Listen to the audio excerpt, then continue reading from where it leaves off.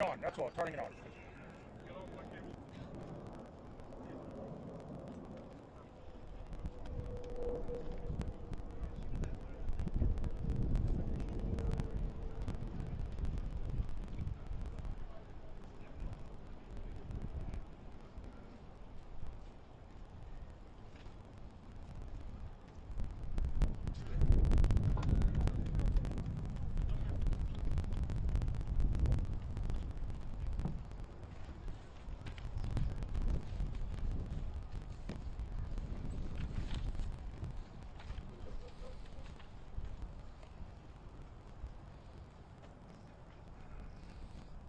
Good morning, New York. Last night, we made history. And I'm so proud to be standing here today as the mayor-elect of the greatest city in the world. Over 2 million New Yorkers cast their ballots. Whether they were the more than a million who supported this campaign or the others who supported someone else, or whether they felt too disappointed by the political process to participate at all, I will work every day to honor the trust that I now hold. The poetry of campaigning may have come to a close last night at 9, but the beautiful prose of governing has only just begun. The hard work of improving New Yorkers' lives starts now. That process begins with transition. In the coming months, I and my team will build a city hall capable of delivering on the promises of this campaign. We will form an administration that is in equal parts capable and compassionate, driven by integrity, and willing to work just as hard as the millions of New Yorkers who call this city home. And central to that effort is a transition team that is defined by the excellence New Yorkers will soon come to expect from government. Our team will be directed by Ilana Leopold, whose roots in this city extend back to her grandmother running the trams on Roosevelt Island. She has extensive experience in city government and has been a key part of our campaign to become the next mayor of this city. And it will be led by our formidable co-chairs, former Federal Trade Commissioner Chair Lena Khan, former First Deputy Mayor Maria Torres Springer, United Way President and CEO Grace Bonilla, and former Deputy Mayor for Health and Human Services Melanie Hartzog. Over the coming days, we'll start announcing the leaders who will implement our agenda. People like deputy mayors, who oversee entire areas of government, and the commissioners who carry out the critical work of city agencies. Some of these people will have familiar names, others will not. What will unite them will be a commitment to solving old problems with new solutions. We will cast a wide net. We will speak to the organizers on the front lines of the fight to improve our city, government veterans with proven track records, policy experts from around the country and the world, and working people who know better than anyone what their neighborhoods need. Throughout this campaign, I have worked hard to be accessible and transparent with New Yorkers.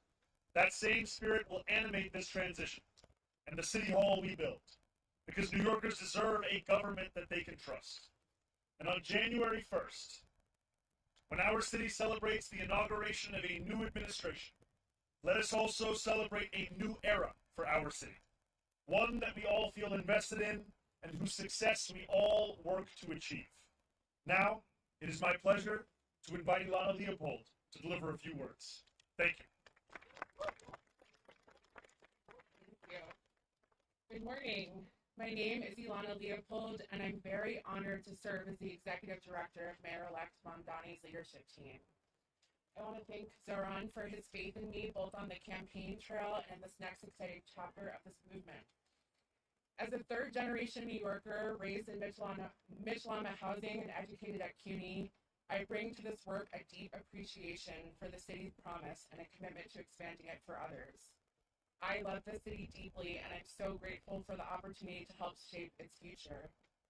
I'm also expecting a child soon, and so I want the future that she inherits to be one of possibility and opportunity, and I want my new family, like so many others, to be able to rely on the universal child care that Zohran campaigned on. I know from firsthand experience that no one will fight harder for New Yorkers than Zohran. He has the vision and ambition necessary to drive down the cost of living so that families like mine can afford to live in the city we've built. I cannot wait to help our next mayor build a government for and by all New Yorkers. Thank you.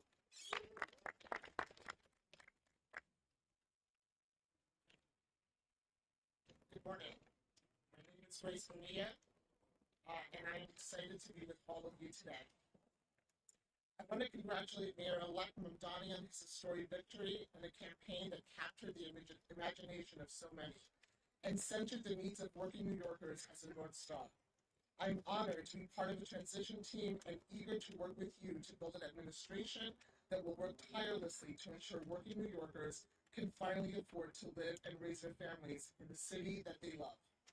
As a native of Queens and a daughter of Ecuadorian immigrants who has dedicated my career to fighting for vulnerable New Yorkers, this appointment means a lot to me, particularly at a time when our immigrant communities and the people I serve are under attack. As we stand here today, 1.8 million New York City residents are without benefits to feed themselves and their families because of the inactions from the federal government. I am confident that Mayor-elect will always stand by New Yorkers and fight against any federal encroachment and that target the programs our neighbors need to survive. I look forward to helping him to build a working to build an effective government that keeps every New Yorker safe, healthy, housed, and built on the promise of our city and the brilliance of our people. Ahora en español. Ante todo, quiero felicitar al alcalde electo Mamdani por su victoria histórica y por una campaña que cautivó a tantos y que le dio prioridad a las necesidades de los neoyorquinos luchando por sobrevivir en esta ciudad. Estoy muy orgullosa de formar parte de su equipo de transición y estoy lista para trabajar con usted para construir una administración que se esfuerza incansablemente para garantizar que todos los neoyorquinos puedan finalmente vivir y criar a sus familias en esta ciudad que tanto amamos. En este preciso momento, 1.8 millones de residentes de la ciudad de Nueva York carecen de beneficios para alimentar a sus familias y a sí mismos, debido a la inacción del gobierno federal. Confío que en el alcalde electo siempre defenderá a los neoyorquinos y luchará contra cualquier acción federal que afecte negativamente a los programas que nuestros vecinos necesitan para sobrevivir. Espero poder ayudar a construir un gobierno eficaz que garantice la seguridad, la salud y la vivienda de todos los neoyorquinos y que aproveche el potencial de nuestra ciudad y el talento de nuestra gente. Muchas gracias.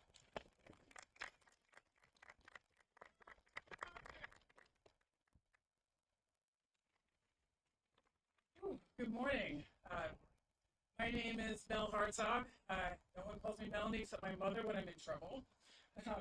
And I'm so excited to be with you all today.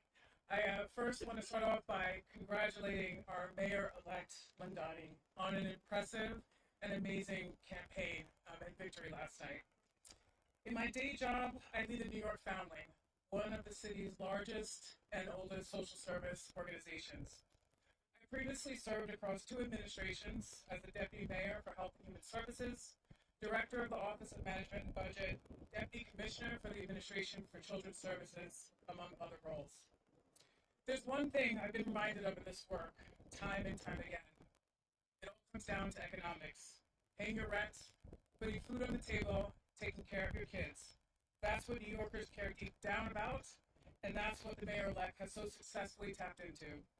It's my honor to join the Mayor-elects and this incredible group of women who epitomize public service to make sure that we bring the very best, brightest, and most principled people to deliver for our fellow New Yorkers on this moment of promise. Thank you so much. Good morning, everybody. It's great to see you all. I want to start off by just congratulating our Mayor-elect Mamdani on an incredible victory and a just remarkable campaign this last year. I think what we saw last night was New Yorkers not just electing a new mayor, but clearly rejecting a politics where outsized corporate power and money too often end up dictating our politics, and a clear mandate for change where New Yorkers can get ahead and where all workers and small businesses can thrive, not just get by. I think what we saw through the campaign was an operation that showed extraordinary discipline, rigor, talent, and I know that Zohran has the vision and courage to make sure that we can actually deliver. It's such an honor to get to be part of his transition team, and I'm so excited to work with the co-chairs to make sure that we're building an administration that can hit the ground running on day one and deliver for all New Yorkers. Thank you so much. Good morning, everyone.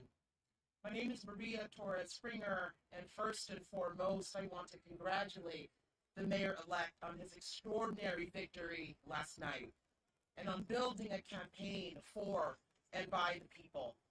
I'm so thrilled to join his transition team of extraordinary women, by the way, and help ensure that his administration is ready to govern boldly and effectively on day one.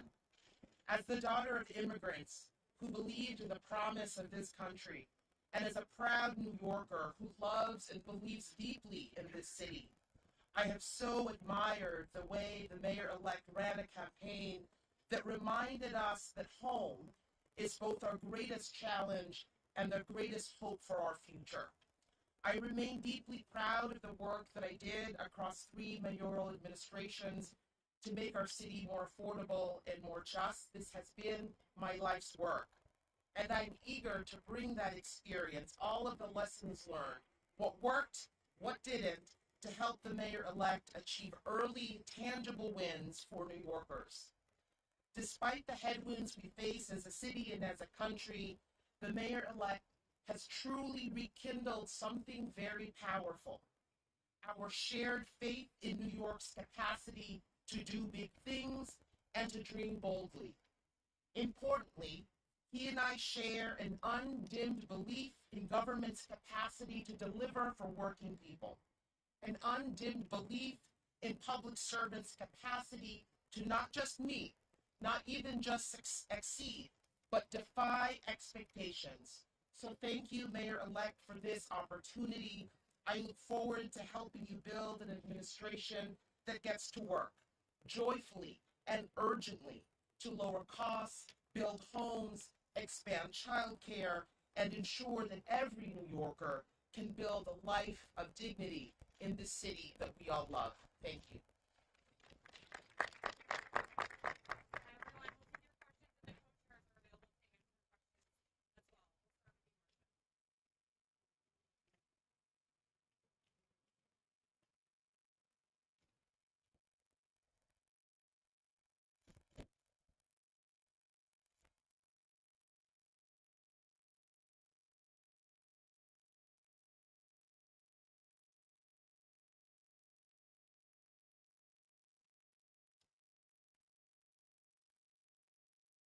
I look forward to being the mayor for every person that calls this city home. That includes the Jewish New Yorkers that voted for our campaign and those that didn't. My responsibility is to all 8.5 million New Yorkers, and we chose this location as a reflection of the borough that I serve and the fact that we are proud to be known as the world's borough. And for far too long, that embrace of so much of what makes New York City special, so much of what makes it the place that we are proud to call it our home, it has been missing in our leaders in this city. And I'm excited to be the first immigrant to lead this city in generations, and excited more, frankly, to deliver on an agenda of affordability alongside these incredible co-chairs for New Yorkers across the 5 boroughs. Right here, Josie, right here. Hey, how are you? Obviously, the members of your transition team span different realms of experience. However, I'm not seeing people who specialize in education or public safety for 2 major arms of your agenda. Are you looking to add people with that type of experience to the transition team? And then this morning, FDNY Commissioner Tucker sent in his resignation. I know you've talked about adding people to your future administration who span ideologies. Do you have any concern that maybe some of them won't want you? I look at these 4 incredible co-chairs of our transition team, and what I see are those who have had their careers defined by an excellence that we want to characterize the very city hall that we are looking to build. These will be the leaders of our transition, and also this transition will expand and extend beyond any one specific set of issue areas. So the topics of education and public safety continue to be of immense importance. We continue to prepare for the delivery on those very issues alongside the others that concern New Yorkers, and that will be the work of the next 57 days. And just to your second question, I am willing to consider anyone to work in my city hall so long as they are committed to working for my administration and to delivering on an agenda to lower costs for New Yorkers, the most expensive city of the United States. Mayor-elect Mamdani, Sam Alcott from Democracy Now! I have two questions. One, what should New Yorkers know that you were asking from Mayor Adams during the transition for the next 2 months? And second, you are not going to be the mayor for the next for 2 months, but for months now, ICE agents have been abducting immigrants out of 46 Federal Plaza. What is your message to the ICE agents abducting immigrants? My message to ICE agents and to everyone across this city is that everyone will be held to the same standard of the law. If you violate the law, you must be held accountable. And there is sadly a sense that is growing across this country that certain people are allowed to violate that law, whether they be the president or whether they be the agents themselves. And what New Yorkers are looking for is an era of consistency, an era of clarity, an era of conviction. And that is what we will deliver to them. And I am looking forward to having conversations with Mayor Adams and his administration about the work of the transition to ensure that the handover is a seamless one and that it is one that benefits the shared work we all have to deliver for the people who call the city. Thank you. Everybody's asking too.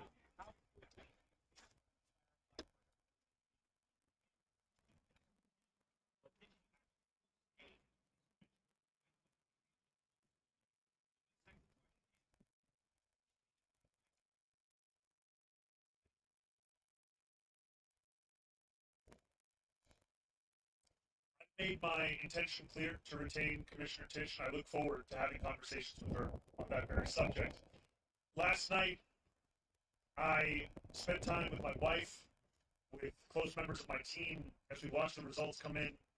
I spoke briefly with Curtis Sliwa, and then I headed to address the thousands of New Yorkers that were there, waiting to hear of what this new era of government will look like. And that is always my focus. Not on the candidates of this past election, but rather on the people that are so often left behind by our politics. I look forward to serving. Doing well. How are you doing?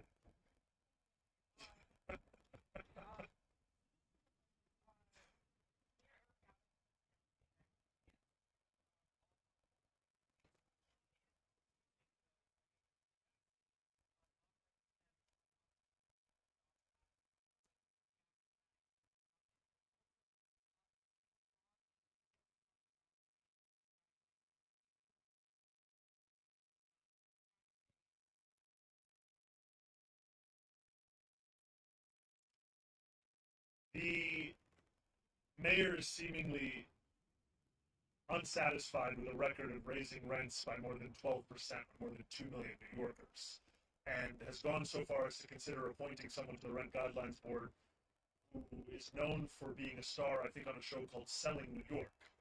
And in many ways, that's the description of what he wants to do over these next few months. I continue to believe in the importance of delivering relief for the 8.5 million people who love this city, who live in this city, but cannot afford to continue to be here. And last night I spoke of Wesley, an 1199 organizer that I met outside of Elmhurst Hospital less than a week ago. And as I asked him how long it took him to get to work, he told me 2 hours. I asked him, where were you coming from? He told me Pennsylvania. That, for many New Yorkers, is now the reality. They have to live elsewhere because they can't afford to live in the place that they love.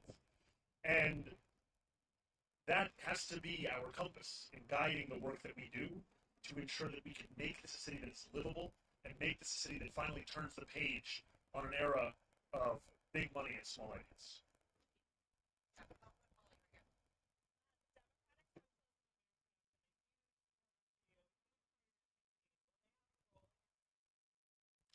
I'm looking forward to having every member of my coalition being a part of our transition. The transition will be guided by the work that we need to do, and the coalition that brought me to this point has done an immense amount of work and has also been leading in the fight for dignity for working class New Yorkers.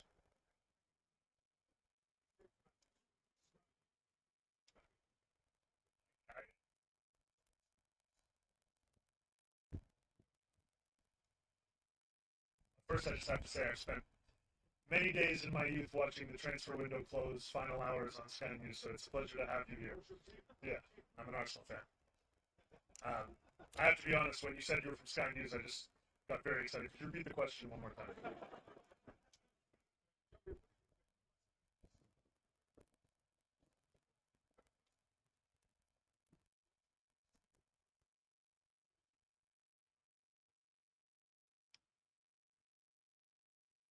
I think the lesson for the president is that it's not enough to diagnose the crisis in working class Americans' lives. You have to deliver on addressing that crisis. It's the president who ran a campaign on the promise of cheaper groceries, and now, as was said by one of our co-chairs, has gone so far as to cut SNAP benefits for close to 2 million New Yorkers. Someone who is literally making it harder to afford those same groceries whose price he was decrying not that long ago.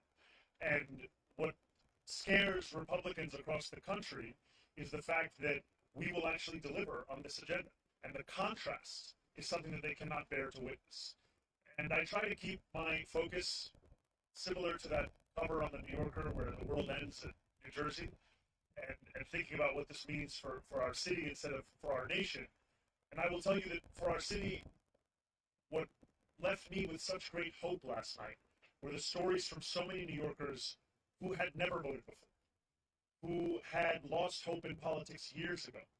And to stand here before you, having received over 1 million votes in an election that saw a turnout the likes of which we haven't seen since 1969, it shows that politics, once again, is offering more than just a settling for the crumbs that are not able to meet the needs of so many families across the city. We are finally offering a vision that can meet the scale of the crisis in working class New Yorkers' lives. Thank you. Thank you very much. Please.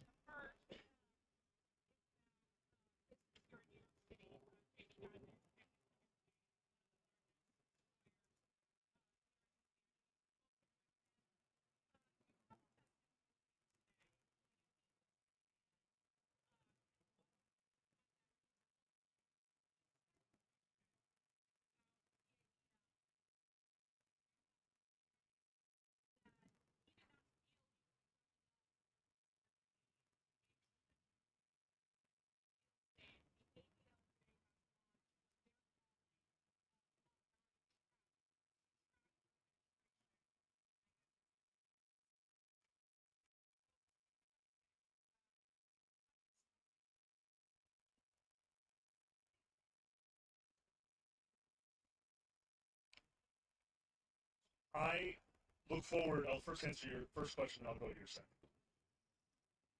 I look forward to meeting with Jamie Dimon and meeting with anyone who is concerned about the future of our city and is invested in the vitality of that same city. And these are not very different from the conversations I had over the course of this campaign with many business leaders, who, while we may have disagreements on fiscal policy, we also found many areas of agreement as to what the city actually needed. And I think it is critically important that we start to embody a style of leadership that does not demand agreement across every single issue in order to even have a conversation. We need to be able to deliver for New Yorkers, and that means to meet New Yorkers, even those with whom we have any disagreements. So I look forward to having those kinds of meetings, be it with Jamie Dimon or be it with other business leaders, and continuing to show that our affordability agenda is an agenda that would also benefit businesses across the city. Because what I've heard from many of those same business leaders is that the inability for city government and state government to provide universal childcare has led to businesses sometimes having to provide stipends to their own employees given the expense of that childcare. Makes sense because childcare in this city costs an average of $22,500 a year, which is a burden that many families cannot bear. And I also look forward to streamlining the regulations within city government. I am someone who believes deeply in the public sector, believes deeply in public regulation, and I also believe if I cannot give you an answer as to why regulation exists, then it likely doesn't have a good reason to exist any longer. And that extends to when a restaurant owner told me of the $25 a year he has to pay the city for the right to sell a frozen dessert. It also extends to the way in which we find and feed small businesses across the city, which is why we've committed to cutting that in half. And I have not spoken to Jonathan Greenblatt. I take the issue of anti-Semitism incredibly seriously.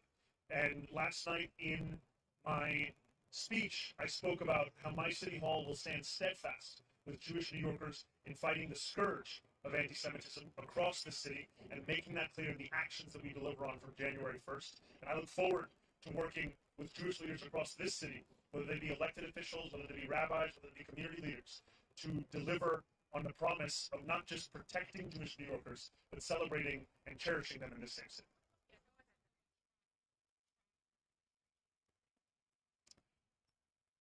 I think that anyone is free to catalog the actions of our administration. I have some doubts in Jonathan's ability to do so honestly, given that he previously said I had not visited any synagogues, only to have to correct himself. Obviously, I have two questions. Yes, yes.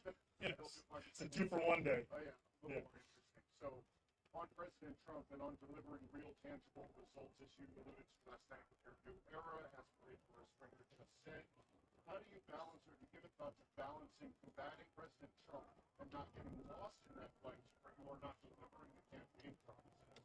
And second, I'm just curious, I mean, the quiet hours last night, you got off stage, you went home, maybe you were sitting by yourself, maybe it was just you and your wife.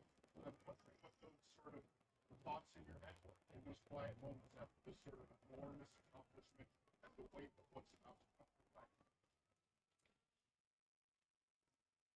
It's very funny. Everyone is asking two very different questions. I'm trying to strike the right tone between all of them. New Yorkers are facing twin crises this month: an authoritarian administration and an affordability crisis. And it'll be my job to deliver on both.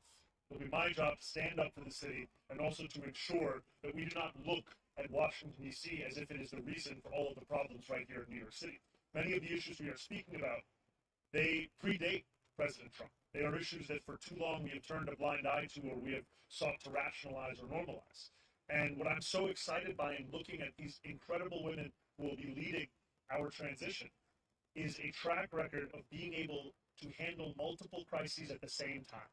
Crises which so often for others might be the only focus. For so many of the people on this stage, they were one of many. And these are the crises of cost, these are the crises of conviction, these are the crises that have come to describe much of our politics. And I find immense confidence in the fact that we are already building a team that has shown its ability to deliver and that will continue to show that over the next 57 days and beyond. I cannot tell you that I had many quiet moments between last night and this morning, but some things that I have been left with, whether it was in sitting with my wife or with close members of my team without whom none of this would have been possible, is the sense of hope that New Yorkers have. When I left the venue yesterday evening, there were hundreds of New Yorkers waiting outside. So many of them were young New Yorkers. So many of them, it may have been their first vote they were ever eligible to cast. And in their eyes and in their shouts and in their screams, I heard the potential for what our politics could be. And it's a potential for New Yorkers to not only be able to see themselves in those that lead them, but more importantly, to see their struggles. And just before this, I heard from an immigrant rights advocate who said that the moment that made her whole, the speech that I shared, was when I spoke about the city as being one that was built by immigrants, that was powered by immigrants, and now that will be led by it. I think for too long, many New Yorkers have been told that there are only places in the shadows. And it is incredibly exciting to stand here alongside these leaders to embrace the light that the future will hold for all of us in this city. Thank you very much. Gracias. One of the things that we're seeing is that many Hispanics went to you in the last few weeks after Governor Cuomo with the hope that we could actually advocate for them with President Trump. Do you see that happening anytime soon? Do you actually be going into the fact that you're going to actually dialogue with them as well?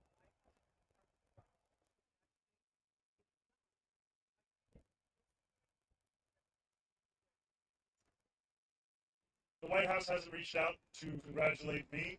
I continue to be interested in having a conversation with President Trump on the ways in which we can work together to serve New Yorkers, whether that be delivering on his campaign promises around cost of living, or the many issues that New Yorkers have been sharing with me about the drastic impacts that the legislation that President Trump has ushered through Washington will mean for them and their lives. Too often we understand these impacts solely at an individual level, but if we just speak a little bit more about SNAP benefits, these are not just affecting the close to 2 million New Yorkers who are on SNAP, these also affect the grocery stores across our city. There were a number of mom and pop owned grocery stores that spoke to me about the fact that in the Bronx, SNAP revenues make up more than a quarter of all of their revenue. And this has the impact of decimating their ability to keep their doors open. And so I look forward to having those conversations and to making clear that if there's ever anything to be spoken about that could benefit the people of the city, I am ready and willing to speak to anyone about it. But if it is a conversation to come at the expense of those people, then I will fight that idea tooth and nail, because my job is to serve this city.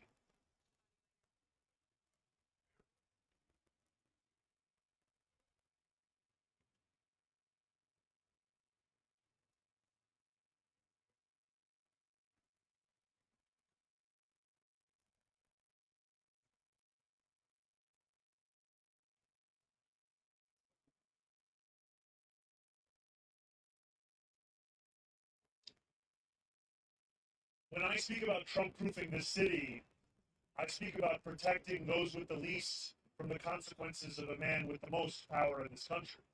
It is in part a reference to the need to ensure that any fight for additional revenue is one that also looks to try and protect those same New Yorkers from these kinds of cuts to the greatest extent that we can. And it's also a commitment to ensure that so many of the storied parts of city government return back to the moments where they were on the front lines of fighting for dignity and civil rights, and I think specifically of our city's law department. This is a law department that, when you think of the seminal civil rights cases of this country, they were there. And yet today it has 200 fewer lawyers than it did before COVID. This is an example of a lack of interest from an administration in ensuring that we are investing in the tools that have been proven to protect those same New Yorkers. And I will not mince my words when it comes to President Trump. I will continue to describe his actions as they are, and I will also always do so while leaving a door open to have that conversation, because it cannot be understood as if it is an argument between two individuals. I am looking to lead this entire city, and everything that I do must be to the benefit of this city, and I look forward to delivering for that same city. Hi. Hey, how's it going? So after your win last night, a lot of critics went to our comment section of this media news release saying, talk to the Mamdani supporters and see how they feel. Talk to them in you, see how bad it's going to get. Do you have any comments on how those folks are reacting and how you feel? Well, first I'd say we've come a long way since that conversation in Astoria Park, and it's lovely to see you here. You know, I think that there were many who said similar things when we launched our campaign on October 23rd. Talk to the campaign in 6 months, talk to the campaign in a year, see where they are. And what we've shown is that the hunger, the dedication, the commitment to excellence and delivering in the ways in which we have been told are impossible, this is what will typify our efforts. It has thus far. This is what will describe them moving forward. And the passion, as Maria had said, of an undimmed potential for government to meet the needs of working people across this city, that is something that we fully intend to deliver on. These were not words that were shared as a means by which to inspire people for the purpose of an election. These were commitments that were made that we intend to deliver on to ensure that New Yorkers can live in the city they call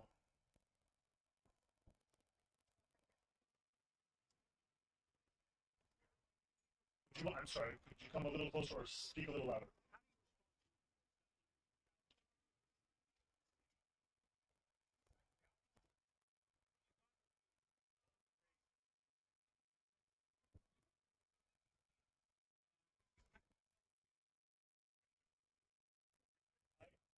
The first thing I did was drink some water, and it took a moment for it to settle in.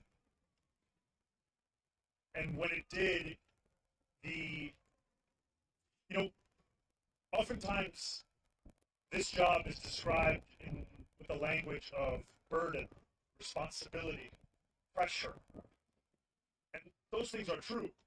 But what is lost is opportunity. And that is really what I felt in that moment when this race was called. The opportunity we have to deliver for people who have come to expect so little from the politics of their city. And that is an opportunity that is at the heart of what motivates me each and every day. And I look forward to fulfilling the trust that was put in me by the more than 1 million New Yorkers who voted for our campaign, and also by New Yorkers who had concerns or skepticism. I don't begrudge them, because they were subject to tens of millions of dollars in attack ads that told them the thing that should keep them up at night was me, when in fact what I've heard from New Yorkers, that the thing that keeps them up at night is the cost of rent, of groceries, of childcare. And so I look forward to earning their trust as well, because my vision of success is not that those who are skeptical leave the city, it's that those who are skeptical stay here in this city, that we build a city that has room for even more to join us. Because this is a city that has to grow, this is a city that has to thrive, and the way that we will do so is by bringing an excellence back into City Hall, where it becomes the expectation, not the exception.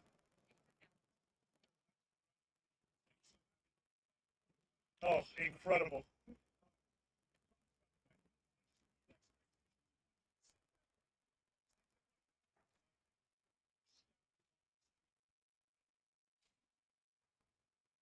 My first day in City Hall will look like my last day. It will be focused on the cost of living crisis. It will be focused on delivering for the New Yorkers who have been priced out of this city. 1 in 4 New Yorkers currently living in poverty across the 5 boroughs. And what excites me so much about being on the stage alongside these incredible leaders is that this is not a job that can be done alone. This is not a job that can be done by one person with one vision. It is a job that must be done by a team that is united in purpose in fulfilling the agenda that we ran on, an agenda of affordability. And for too long, we have heard from politicians who have told us what they can't do, and in reality, what they need to say is what they won't do. I'm excited to prove that making people's lives better is not simply an ideal, it is something that we can fulfill in the day-to-day work of our administration. Thank you very much. Governor Cuomo has had a good working relationship during the you think learned from her style? I think the governor has set a very good example for what it can look like to both keep a door open to speak with anyone about anything that could serve the interests of the people of this state, while also refusing to sacrifice those same people for the purpose of maintaining a relationship. And that is exactly the approach that I will take, is when President Trump wants to do something that will benefit the city, I will be there to say as much. But if he is looking to persecute or prosecute or punish the people of the city by virtue of who they are or where they live or where they came from, then I will fight him on that. I think too often we have had a style of leadership that seeks to put oneself before the people that you're looking to serve, and my City Hall will do the opposite.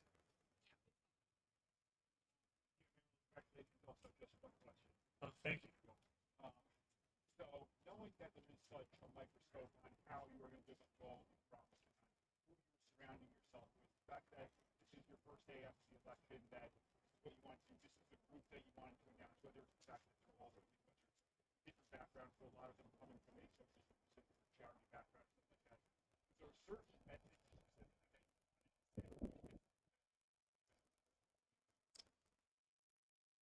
this is a group that exemplifies the excellence I've long spoken about. It is an excellence that New Yorkers have seen across multiple mayoral administrations. It is an excellence that they have seen at the federal level, and it's an excellence that has been displayed amidst a conviction of what government can and should and must do for New Yorkers. And I'm excited by the prospect of them leading this transition to deliver for those same New Yorkers. And I also am clear with the more than 100,000 volunteers who brought me to this point, with the more than 1 million New Yorkers who voted for our campaign, that the work does not end with an election. In fact, it continues until we deliver this agenda. And that delivery will be something that we do over weeks and months and years. And it will be something that we will take immensely seriously. because it is a delivery that will fulfill the hope that so many have put in us.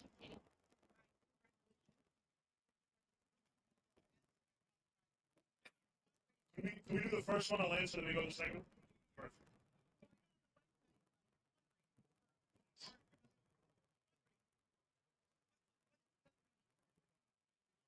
Thank you for the question. It's transition2025.com. And, you know, there were a few months ago where I told supporters across the city to stop donating. And today I am asking them to start once again. And I am asking them to do so because of the fact that a transition that can meet the moment of preparing for January 1st is one that will require staff, it will require research, it will require infrastructure. And those are things that we will have to provide. And I'm excited for the fact that it will be funded by the very people who brought us to this point, the working people who have been left behind by the politics of this city.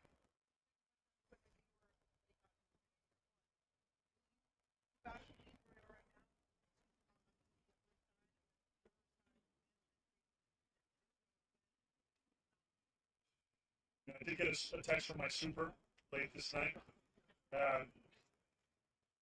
Look, I have been told time and time again, and I've embraced it, to not measure the drapes. And here I am the day after being asked to use a ruler. And I will tell you that my focus right now is on the transition team. I will speak with my wife. I will think about this further, but when I have something to share, it will be done so publicly. Andrew Cuomo did it. Two questions again. First one, has the mayor or anyone invited you to City Hall? Do you have plans to go to City Hall to meet with them? The mayor has not invited me as yet to go to City, but I look forward to having those conversations about the transition. Okay. For the last 4 years, we've heard a lot about Brooklyn. They've got the leaders in the House and Senate. Spoke about this a little bit. Yeah. You know, I don't see it as a question of which borough is on top. I am looking to serve every single one of the 5 boroughs. And in each of these boroughs, I find so much of the inspiration of the work that we have to do in City Hall. And I'm also proud to represent Queens in the state legislature. I'm proud to be a resident and an assembly member for Astoria and for Long Island City. And I'm proud that we are standing here today in the Worldsboro to embrace what gives so much meaning as to what it means to be a New Yorker here in this moment today.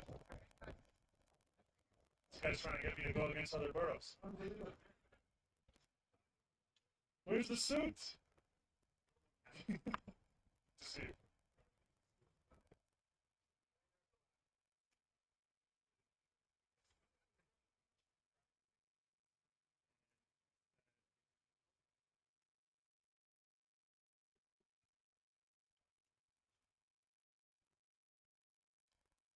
I appreciated Bill Ackman's tweet and the sentiment of it, and I will continue to have conversations with anyone who is committed to the welfare of the city, the vitality of the city, and those are the conversations I will have over the next 57 days and beyond.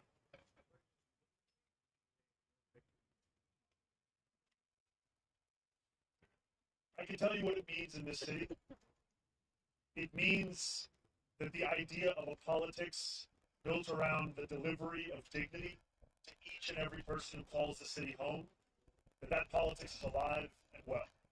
For too long, we have spent our time debating who deserves that dignity, as opposed to delivering it to each and every person who calls the city home.